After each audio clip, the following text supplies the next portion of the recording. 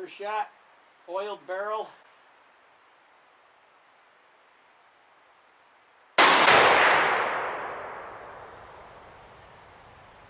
Okay.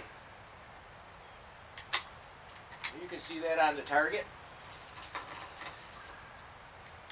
I'm not going to adjust my sights until the second shot here because, well, never a good idea to start right out turning screws until you get the barrel warmed up and a little bit of fouling.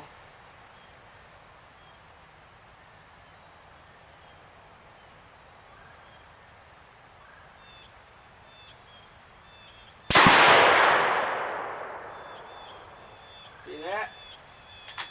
First fouler was high and right. Second one is almost into the middle of the X. We're going to do a third to verify, and then we're going to start shooting groups.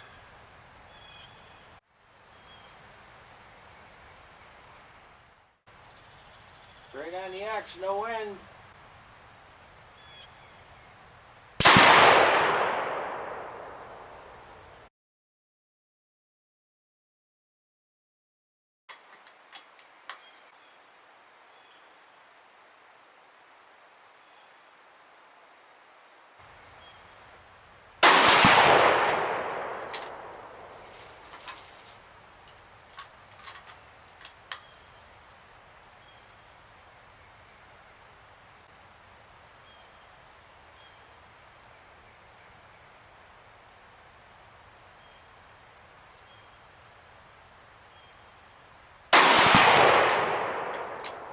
Got them deliberately going in slightly off center so that I don't shoot out the middle of the bullseye and then I don't have the same reference point.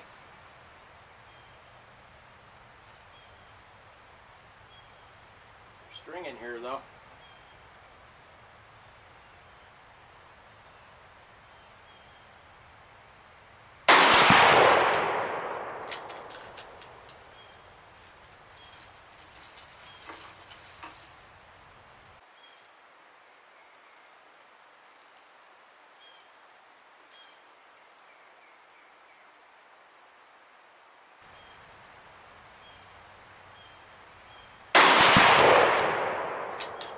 Wind flag's not showing wind, but I'm starting to feel wind back here at the shooting bench.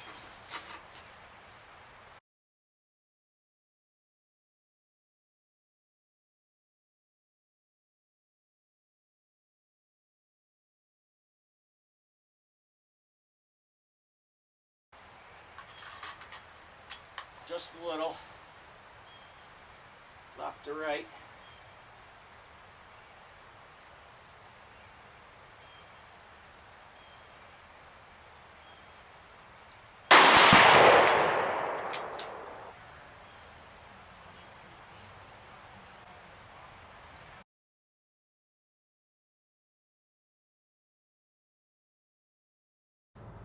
Okay, here is the tail of the tape with the brand new preferred barrel blanks 222 Remington. I just went with right off the top 20 grains of Reloader 7 and 52 grain Burger flat base. And of course, you know, if you're doing bench rest, you do just swipe a small amount of oil through the bore for your first shot. That was the first shot after the gun was cleaned. The next two went in the same hole. Two of the same seating depths with a little bit different reloading dies that were being used. So the first was .55. The second, which was in the video, was .32. And the final one was .6. And I noticed that the closer that I got to the rifling, the wider the groups began to open up. The gun is a Remington 700. We use Lapua brass. Lapua. Okay, that's so it's not a trumpet thing, because in English it's like a trumpet. It is not Lapua, it's Lapua. Lapua. Yeah. And it's a city name. We use Federal Match primers, Reloader 7 powder, and we were at the New York Mills Sportsman Club at 100 yards, March 2020. One of the processes involved in, once you get the gun all set up and everything, is the bullets. What bullets are you going to use? You know, you want to make sure that the bullets aren't too far from the rifling. And so one of the tricks that I've been using is using magic marker. First thing, size the case and seat it to the proper depth, and then run it over a concentricity gauge.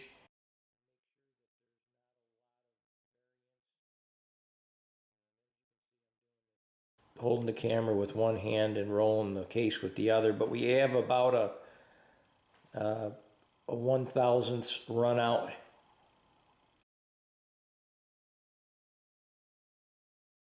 So when you put it into the chamber, you're not going to have one portion of the bullet jamming into the lance before the others. But here's one that would show you what you're looking for. So you put magic marker on there and you chamber the round, and you'll see you'll notice how many lands there are. There are 3 lands on this setup. And gradually you bump it back until you no longer see any marks. At that point, you are at or near the lands, and now you can just pick whatever distance you want to be. I'm anywhere between 5 and 7 off with this one. As you can see, there's no mark, and I'm going to use this to set up my seating stem. And now I have the proper seating depth for this rifle using the actual components.